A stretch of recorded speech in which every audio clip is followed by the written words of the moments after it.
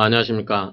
계속해서 이 상행위 통치권에서 민법의 특별법인 상법의 내용이 민법과 어떻게 차이가 있느냐라는 것에서 살펴봤는데, 저번 시간에는 총칙에 대해서 살펴봤죠. 그 다음에 물권법에 대해서 살펴봤죠. 이번에는 이제 채권에 관한 내용들이 되겠는데요. 이 내용들이 보겠는데, 아마 이제 채권 총론 정도 공부하시는 분들은 아마 민법의 채권법까지는 아마 공부 안 하신 분이 많을 겁니다. 그래서 이제 나중에 민법의 채권법을 다 공부하시면, 그 다음에 그것과 대비해서 상법은 이렇다라고 여러분들이 공부하시면 편한데, 아직 공부 안 하신 분도 많이 있을 것 같아서 여러분들이 이제 제가 개념 위주로 아주 간단하게 넘기도록 하고, 혹시 공부를 하신 분들은 그 교환을 잘 참조해서 교환을 쭉 읽어보시고요. 그 다음에 뒤에 그 표가 정리되어 있습니다. 그 표하고 표에 정리해가면서 비교해서 읽어보시기 바랍니다. 그래서 본 수업 시간에는 여러분들이 난해하고 어려울 수 있기 때문에, 그리고 단순 열거하고 지루한 측면이 있기 때문에 개념 위주로 간단하게 보도록 하겠습니다. 자, 여러분들 기본 출발은 뭐다? 민법은 뭐다? 어린 백성들, 그쵸? 어린 백성들은 뭡니까? 여기서 어리석은 백성들은 뭡니까? 돈을 안 밝혀요, 별로. 그쵸? 그 다음에 상법은 뭡니까? 상법은 상인이죠. 따라서 이런 것은 합리적이고 이기적이고, 그렇죠? 그래서 이런 것은 굉장히 돈을 중요시한다, 이렇게 생각하시면 됩니다. 그래서 법정 이자인데, 자, 어린 백성들은 돈에 그다지 욕심 없어요. 그냥 나는 좀만 받겠습니다, 이자. 그래서 5푼입니다. 근데 상법에 별다른 규정이 없으면 이자가 6푼입니다. 아시겠죠? 이러한 6푼이고요. 판례는 여러분들이 읽어보시고요. 그 다음에 다수 채무자의 채무인데, 자, 민법은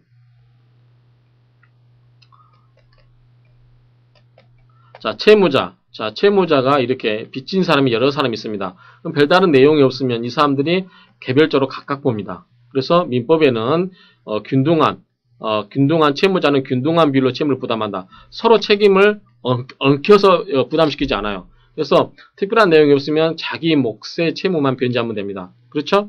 근데 상법은 뭐냐면, 이 채무자가 여러 사람이 있으면 이 사람이 원칙적으로 함께 책임을 지도록 하고 있습니다. 개별적으로 책임을 지는 게 아니라 이런 경우는 연대해서 책임을 지도록 하고 있죠. 따라서 훨씬 더 이 돈을 받을 수 있는 사람한테는 막강한 권한을 주는 거죠. 그렇기 때문에 장사하는 사람들끼리는 서로, 자, 너희들 서로 공동해서 책임을 져라. 그래야만 거래도 빨리 이루어지고 빨리 변제도 하고 그럴 수 있겠죠. 그래서 민법하고 상법에서 나오는 차이점에서 당연히 이렇게 인정을 해주고 있다 라고 이렇게 이해하시면 되고요.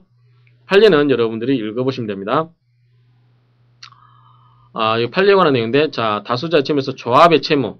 조합의 채무는 조합원의 채무로서 특별한 사정이 없는 한 조합 채권자는 각 조합원에 대해서 지분의 비율에 따라 또는 균일적으로 변제를 청구할 수 있을 뿐이나, 조합의 채무가 조합원 전원을 위하여 상행위가 되는 행위로 인하여 부담하게 된 것이다. 이로써 상행위로 인한 것은 뭐다? 연대 책임이다. 앞에서 나온 설명을 부연 설명한 것입니다. 자, 연대 책임을 부정한 케이스인데, 이건 여러분들 읽어보시면 되는데, 어떤 거냐면, 자, 어떤 그룹 회사가 이렇게 그룹 내에 이렇게 자본 조달에, 어떤 조달본부가 있어가지고 물품을 조달해가지고 일괄적으로 이렇게 뿌려줍니다.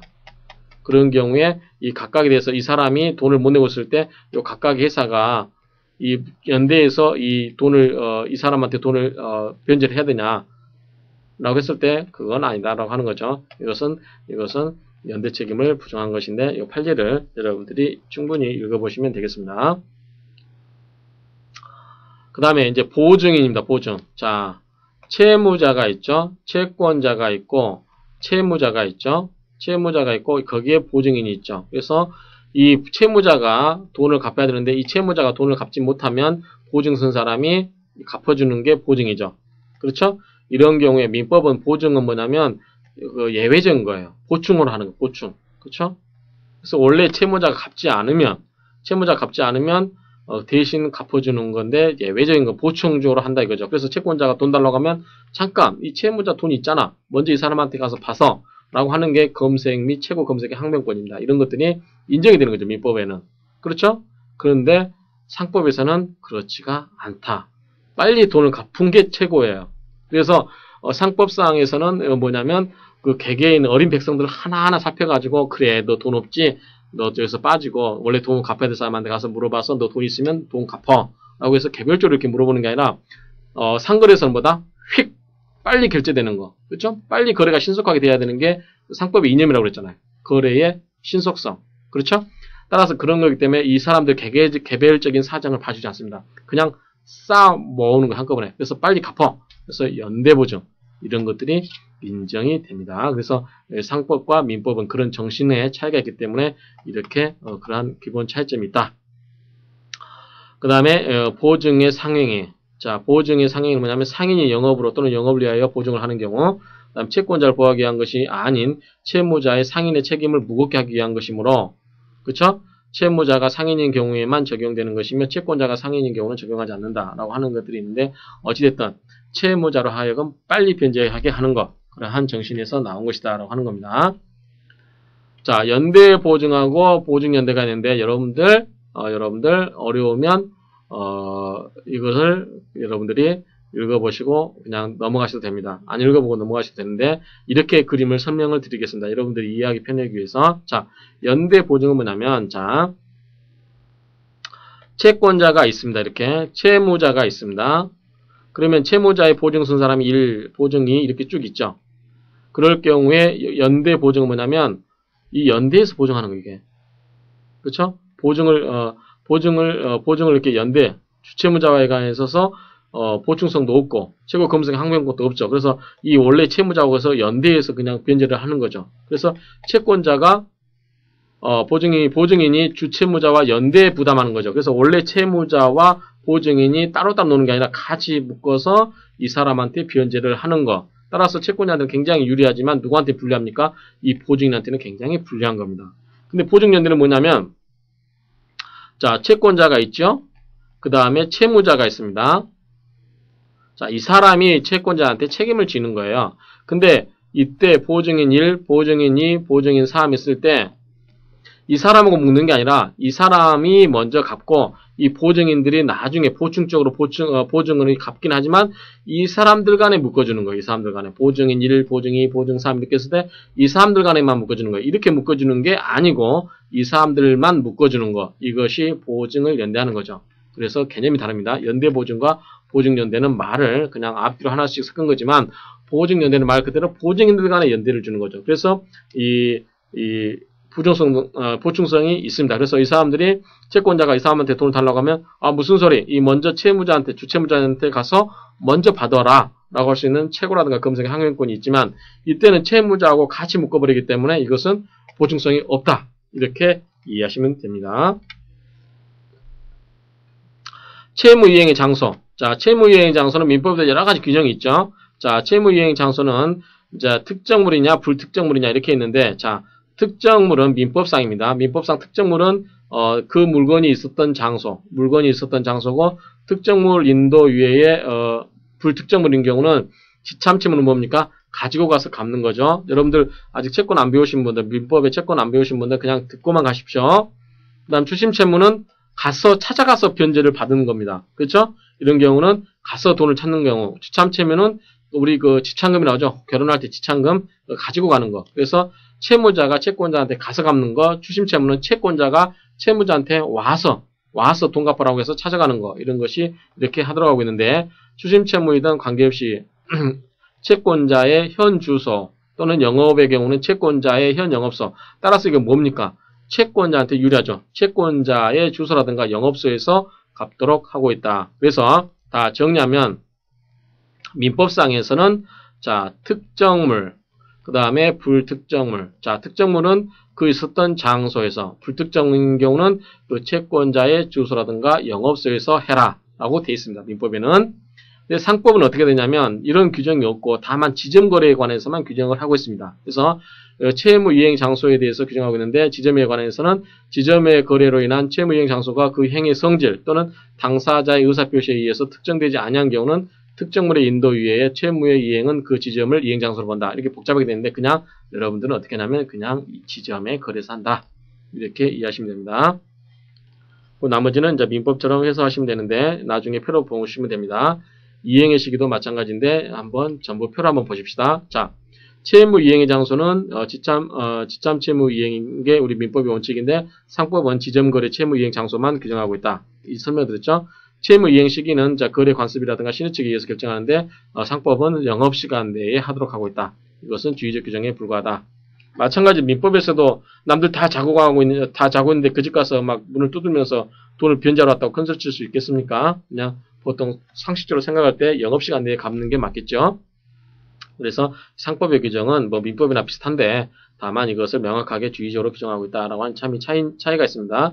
그래서 지금까지 총칙에 관한 거 대리 방식, 그 다음에 물건에 가서 유치권이라든가 채권의 법정 이율, 연대채무, 연대보증 이게 다 설명을 드렸습니다. 그래서 혹시 이해가 좀 헷갈리신 분들은 이 표를 가지고 지금까지 쭉 공부했던 것을 하나씩 읽으면서 대비하시면서 정리를 하시면 충분히 여러분들이 한눈에 이렇게 정리를 해드릴 수 있을 것입니다. 그래서 여러분들을 위해서 이렇게 표로 만들어둔 거니까 이 표를 잘 참조해서 공부하시기 바랍니다. 마찬가지로 이제 그 채권 각측에서 계약의 성립 시기를 언제 볼 것인가에 대해서 여러 가지가 있습니다. 대화자간, 그 다음에 격지자간 이렇게 규정이 많이 되어 있는데 이건 여러분들이 혼동될 수 있기 때문에 이것도 나중에 표를 가지고 정리를 해보도록 하겠습니다. 자, 대화자 간의 계약 성립 시기인데 민법에는 규정이 없고 상법에는 규정이 되어 있습니다. 그래서 청약과 동시에 승낙계약. 자, 대화자라고 하는 것은 서로 마주보고 계약을 하는 거죠. 그렇죠?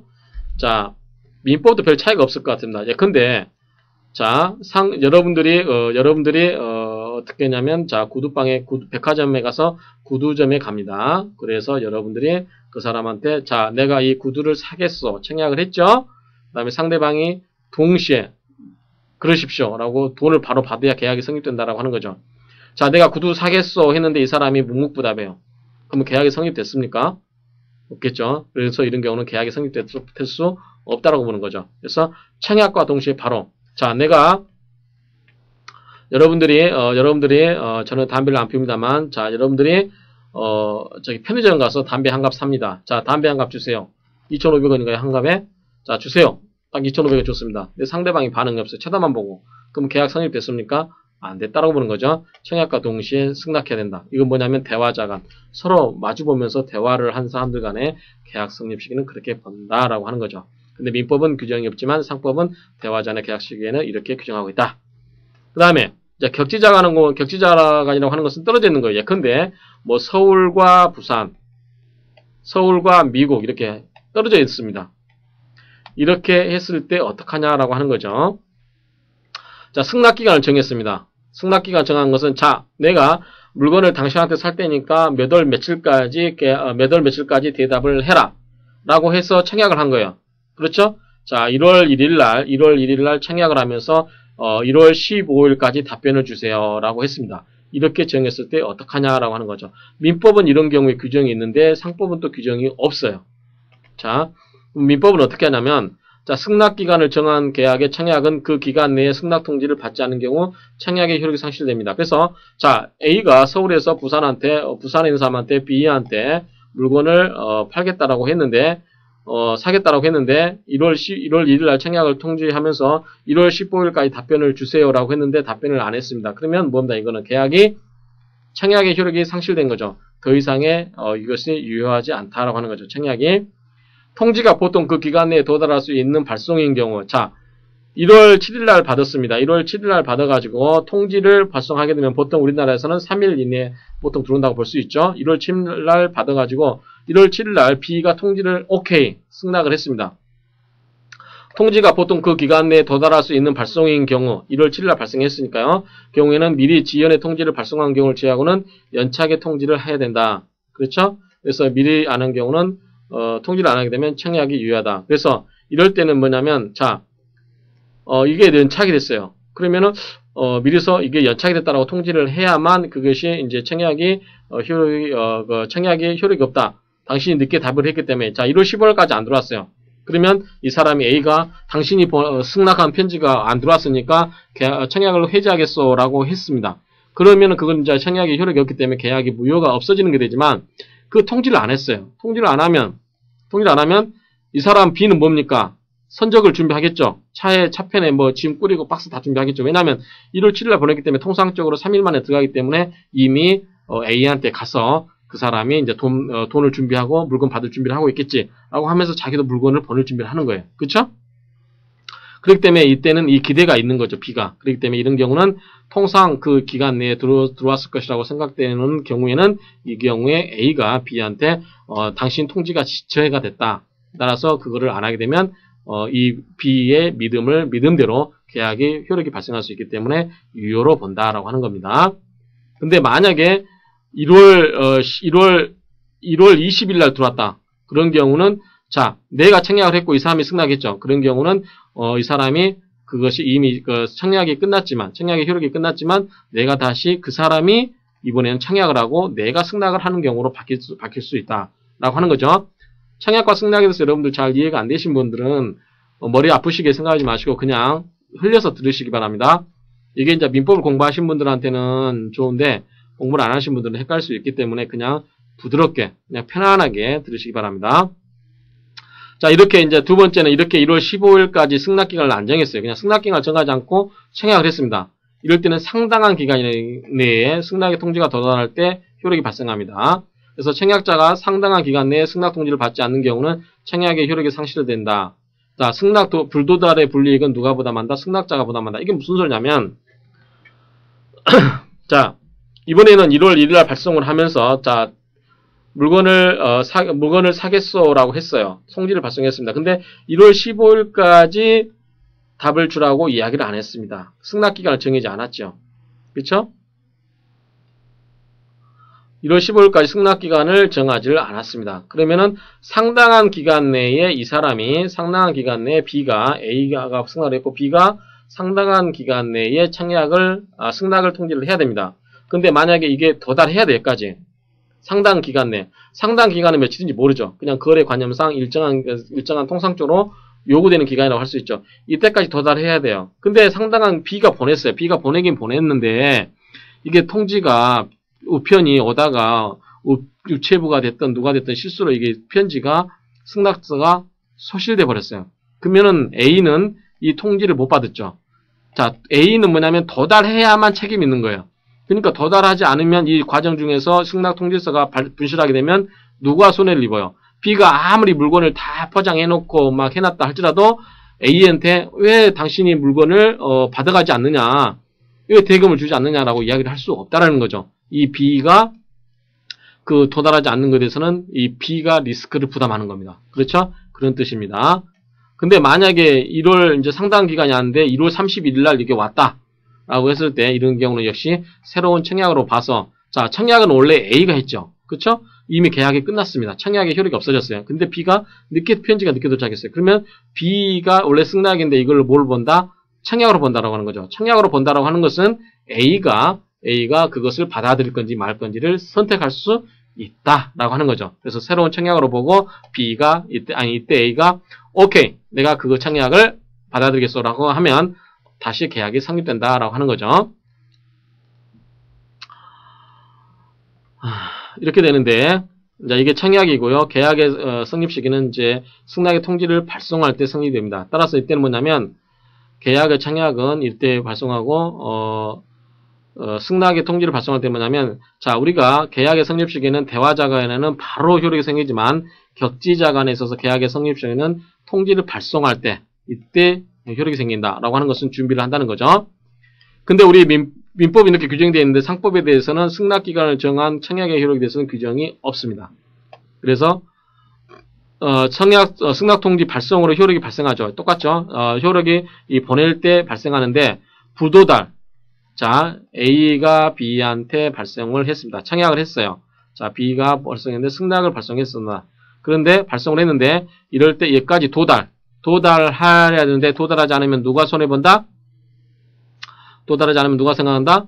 B가 손해본다 이거죠. 따라서 이때 B가 승낙의 통지를 발생으로 효력이 발생합니다. 이때 발송하면서 동시에 효력이 발생하는데 이럴 때 불도달, 여기에 도달하지 않는 것으로 해제조건 한다는 건 무슨 말입니까? 이미 효력은 발생하고 있는데 만약에 도착하지 않으면 이 효력이 없다라고 보는 거죠. 그렇게 따라서 이미 발송할 때 효력이 발생하는데 이때까지 도달하지 해야 되는데 만약에 도달하지 않으면 이 효력이 발생이 없어진 걸로 본다 라고 하는 겁니다. 이 말의 의미는. 그 다음에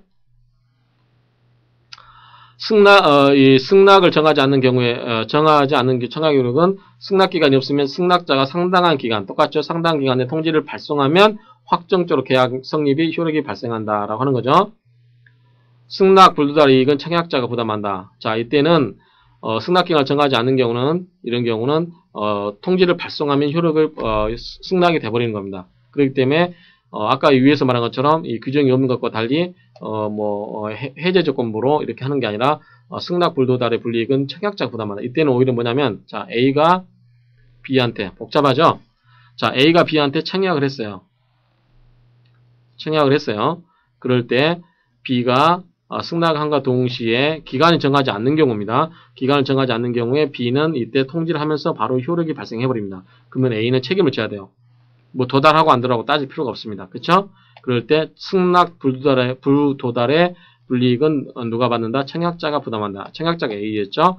이때 도달하고 안 하는 무조건 A가 부담한다. 따라서 B는 통지만 발송하면 모든 것을 책임을 A한테 물을 수 있다라고 하는 겁니다. 여러분들 어렵죠? 어렵더라도 그냥 여러분들이 그냥 이해만 하시면 됩니다. 어려우신 분들은 굳이 다 완벽하게 이해를 안 하시더라도 그냥 이해만 하시면 됩니다.